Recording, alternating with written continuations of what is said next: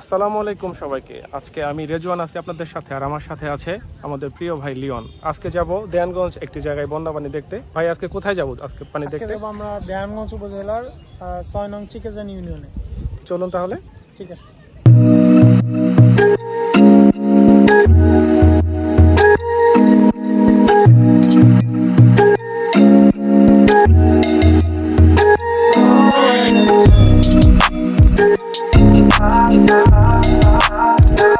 এখন যে মসজিদটি দেখতে পাচ্ছেন এটা দেয়ানগঞ্জের প্রাচীন জামে মসজিদ নামে পরিচিত।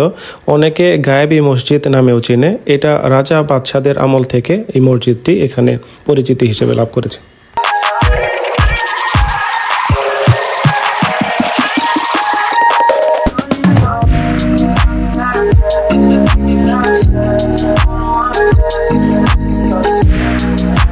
এখানে পানি দেখতে এসে প্রথমে যেটা চোখে পড়ে, এই কলার ভেলা বানিয়ে একটা ছেলে খুব মজা করে নৌকার মতো করে ঘুরে বেড়াচ্ছে। কে কে এরকম কলার ভেলা উঠেছেন বা বন্যার পানিতে কলার ভেলা বানিয়েছেন অবশ্যই কমেন্ট করে জানাবেন। আর এদিকে একটা চাচা এখন জাল বানাইতেছে, যে অনেকে মাছ মারতেছে, উনি দেরি করে ফেলছে। ওনার সাথে কথা বললাম যে চাচা দেরি করছেন কেন? বলে যে বাবা বাঁশ ঠাস কাটতে দেরি হয়ে গেছে। একটা সুন্দর খেজুর গাছ দেখতে পাচ্ছেন। তো এই ভাই আবার মাছ নিয়ে যাচ্ছিল, ভাইকে জিজ্ঞাসা করলাম এটা এখান থেকে নিছেন কিনা? বললো হ্যাঁ এখান থেকে নেওয়া হয়েছে, একদম টাটকা মাছ। ভাই বন্যার সম্পর্কে কিছু বলেন। আপনি যে আসলেন একটা জায়গায়, কোনো মানে মাছ যে দেখতে পাইলাম না আমরা, আপনার ফিলিংসটা বলেন, বা কিভাবে মাছ বেশি পেতে পারে এই বিষয়ে যদি আপনি কিছু বলতেন। তো এটা হচ্ছে যে প্রতি বছরই এই সময় বন্যা হয়ে থাকে এই এলাকাটাতে। এটা হচ্ছে আপনার দেওয়ানগঞ্জ উপজেলার চিকেজান ইউনিয়ন। তো এখানে আপনার মাছ পাওয়া যাবে, হয়তো আপনার যে রাতের দিকে মাছ বেশি পাওয়া যায় আর ভোরের দিকে মাছ বেশি পাওয়া যায়। এখন তো আপনার হচ্ছে যে 4টা বাজে, তো এখন তো আসলে মাছ কম পাওয়া যায়। হ্যাঁ, সন্ধ্যার দিকে আর আপনি হচ্ছে যে সকালের দিকে মাছ বেশি পাওয়া যাবে। তো এই দিকের মানুষজন দেখতেছি বন্যার পানি পেয়ে মোটামুটি খুশি তারা।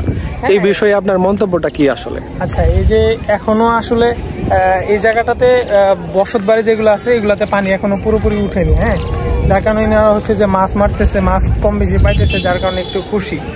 আর এই দিক থেকে একটু ভেতর দিকে গেলে যাদের বসত বাড়িতে পানি উঠেছে, ঘরে পানি উঠেছে, যারা বাড়িতে থাকতে পারতেছে না, তাদের জন্য আসলে বিষয়টা খুব কষ্টকর। হ্যাঁ, কারণ তাদের পয় নিষ্কাশন, থাকা খাওয়া সব মিলে তাদের খুব কষ্ট হয়ে যাচ্ছে থাকা। ঠিক আছে ভাই, অনেক ধন্যবাদ আপনাকে আমাদের সময় দেওয়ার জন্য। ঠিক আছে, ধন্যবাদ।